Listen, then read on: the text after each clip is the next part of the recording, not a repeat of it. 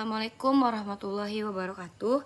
Perkenalkan, nama saya Marsha Syakila Afriani dari kelas Sistem Informasi 1 dengan nomor BP 24101152610020. Bapak atau Ibu serta teman-teman sekalian, mari kita renungkan sejenak. Jika ada yang menawarkan usaha jualan keripik singkong dengan gerobak yang sederhana, kira-kira apa sih reaksi kita?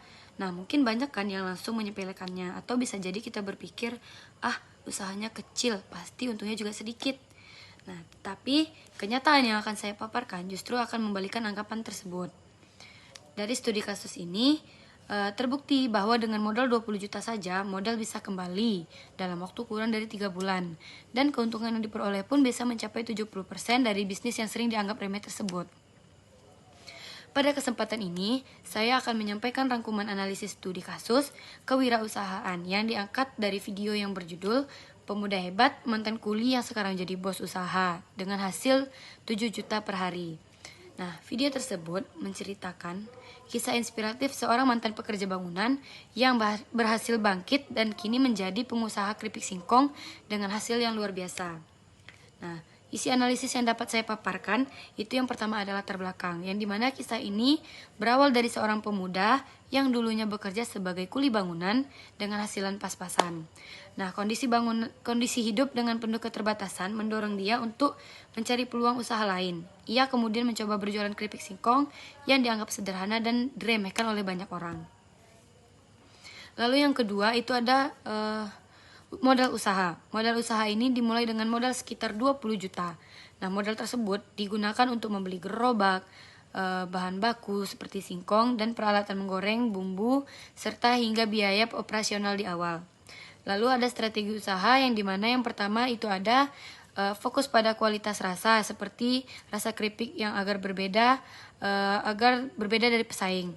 Lalu yang kedua ada menentukan lokasi seperti lokasi strategis yang berjualan di area yang ramai.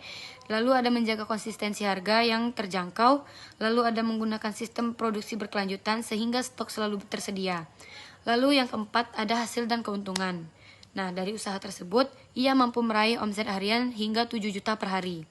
Dengan manajemen biaya yang baik, keuntungan bersih ia dapat mencapai 70% dari modal awal, sehingga hanya dalam waktu kurang 3 bulan, modal dia pun balik. Lalu yang kelima ada nilai kewirausahaan. Nah, nilai-nilainya ada seperti yang pertama keberanian mengambil risiko meskipun yang di awalnya dianggap sepele.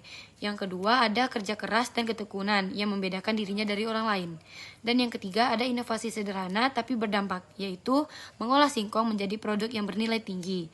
Lalu yang terakhir itu ada mental pantang menyerah dari kuli bangunan hingga menjadi pengusaha yang sukses.